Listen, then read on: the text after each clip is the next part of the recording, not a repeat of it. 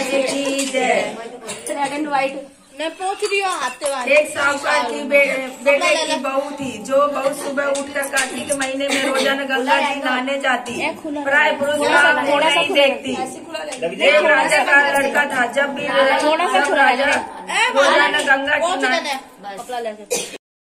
महाराज की जय। पंडित जी मत बोलो,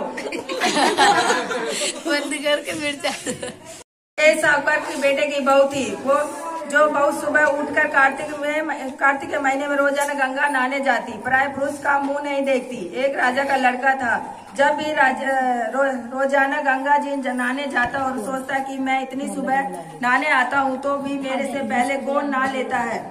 5 दिन कार्तिक के रह गए। उस दिन साहूकार की बहू तो नहा कर जा रही थी, राजा का बेटा आ रहा था। कुड़का सुनकर वह जल्दी जल्दी जाने लगी तो उसकी माला मोचनी छूट गई। राजा आया, उसने सोचा कि जब माला मोचनी इतनी सुंदर है तो उससे पहनने वाली कितनी सुंदर होगी।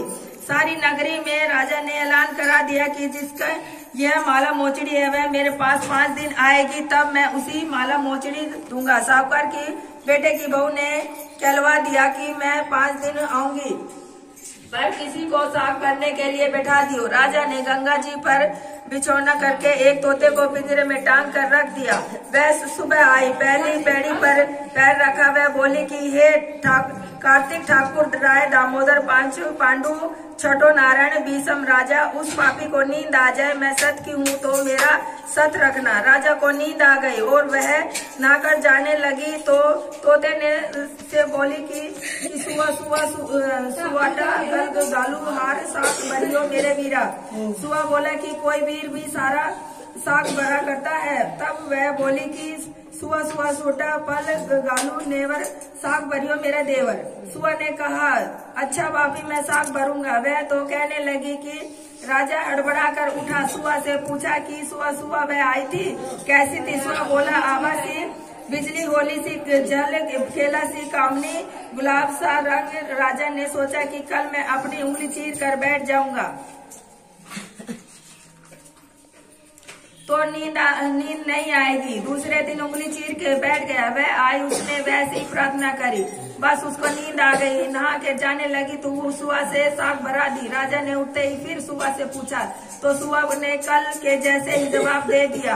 उसने सोचा कि कल तो मैं आंख में मिर्च डालकर बैठ जाऊंगा। तीसरे दिन आंख में मिर्च डालकर बैठ गया। सारी रात हाय हाय करके बिताई।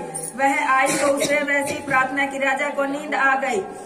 नहा के सुआ से साग भरा के चली गई। राजा ने सोचा कि कल तो मैं कांटों की सेज पर बिछाकर बैठूंगा। चौथे दिन कांटों की सेज बिछाकर बैठूंगा। चौथे दिन कांटों की सेज पर बैठकर हाय हाय करता रहा, पर जब वह आई तो नींद आ गई। वह प्रार्थना करके नाके उसके सुआ को से साग भरा के चली गई। 5वें दिन राजा आग जलाकर उसकी राख पर बैठ गया।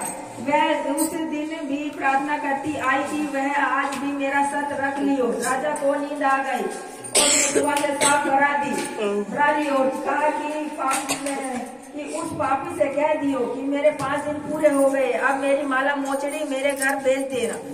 राजा ने उठते ही सुबह से पूछा कि वह आई थी अगला अपनी माला मोचड़ी मंगाई है। थोड़े दिन बाद राजा के कोढ़ निकल आए। त्राई पुकारने लगा। ब्राह्मण को बुलाकर पूछा कि सारे शरीर में जलन कैसे लग गई है। ब्राह्मण बोला कि यह कोई पतिव्रता स्त्री का पाप धरा है जिससे लगी है। राजा ने पूछा कि अब कैसे ठीक होगा। ब्राह्मण बोले कि उसको तुम धर्म की बहन बनाओ और उसके नहाए हुए जल से नहाओगे तो तुम्हारा जलन कोढ़ ठीक हो जाएगा।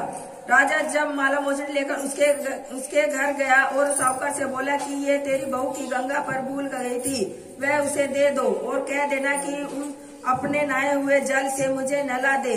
साहूकार बोला कि वह तो प्राय पुरुष का मुंह नहीं देखती, तू इस नाली के नीचे बैठ जा, वह नहाएगी तो तेरे ऊपर पानी पड़ जाएगा। सारा राजा नाली के नीचे बैठ गया। वह नहाया, जल गिरने से उसकी काया कंचन सी हो गई। पंच भिक्षु देवता जैसे साहूकार की बहू का सत रखा ऐसा सबका रखियो। कहते सुनते 12 बढ़ते सबका हमारे परिवार का रखियो। बोलो पंच भिक्षु महाराज की जय।